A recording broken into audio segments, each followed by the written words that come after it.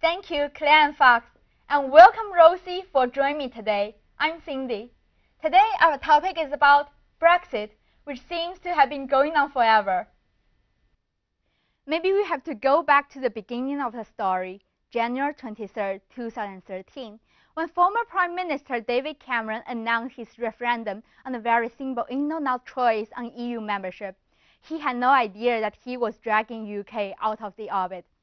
3 years later, on June 23, 2016, the referendum is held and the UK voted to leave the EU, giving shock to the rest of the world. Cameron lost his bet and announced his resignation as Prime Minister. His successor, Theresa May, promised to lead Brexit, and after 4 months, she announced Brexit date, March 29, 2019, which is actually 11 days ago. Then the process for leaving the EU, called Article 50, is triggered. I think we'll go deeply in this point in a minute. May called a surprise general election for June, and the result hit everyone. The Conservative Party lost its majority in the House of Commons and made it a lot harder for Theresa May to pass future laws.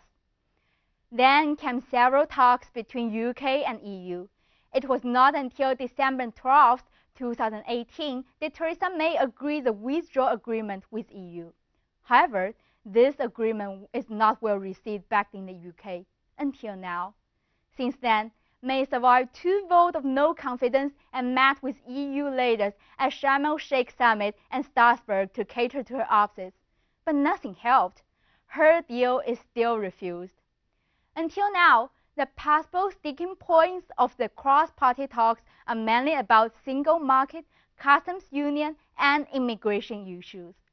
May claims remaining in the single market would to all intents and purposes mean not leaving the EU at all, since the UK would have to continue to pay the EU budget, follow the rules, and allow freedom of movement.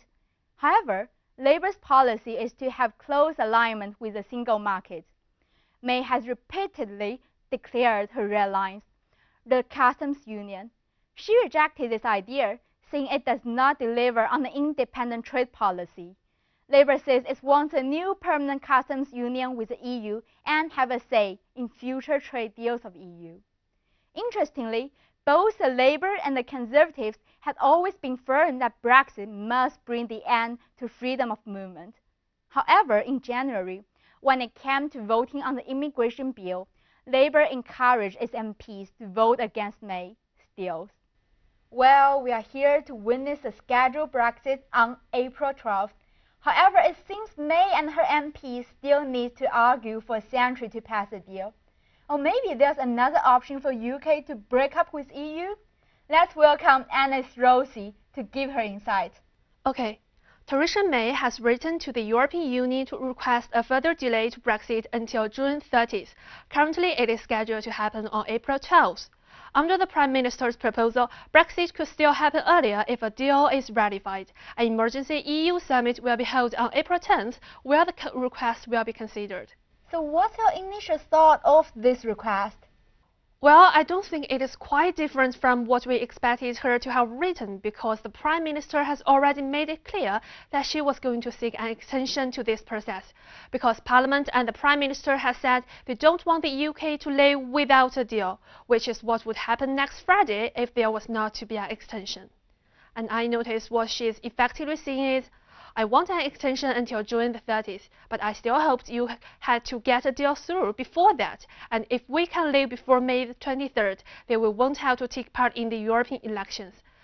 That is something the Prime Minister absolutely does not want to do, as it would be really unpalatable to the public to be asked to vote in the European Parliament elections some 3 years after they said they wanted to leave the EU. So she's still trying to avoid that. So Rosie, what would be the result of the EU summit on Theresa May's request? Well, if EU summit agrees the extension request, government ministers will continue to talk with Labour leaders to try to find a compromise deal. If they can agree, the deal will be put to the Parliament. If not, MPs will vote on a range of alternative options instead. And if EU summit refuses the extension request, UK will face the choice of no-deal Brexit or cancelling Brexit. The European Court of Justice has ruled that it would be legal for the UK to revoke Article 50 to cancel Brexit without the need for agreement from the other 27 EU countries. With the government still committed to Brexit, it's very likely that a major event such as a further referendum or change of government would have to happen before such a move. However, any further delay of the Brexit... Sorry, Rosie, we got a breaking news. The UK and EU have agreed a flexible extension of Brexit until October 31st, and European Council President Donald Tusk asked his British friend, please do not waste this time.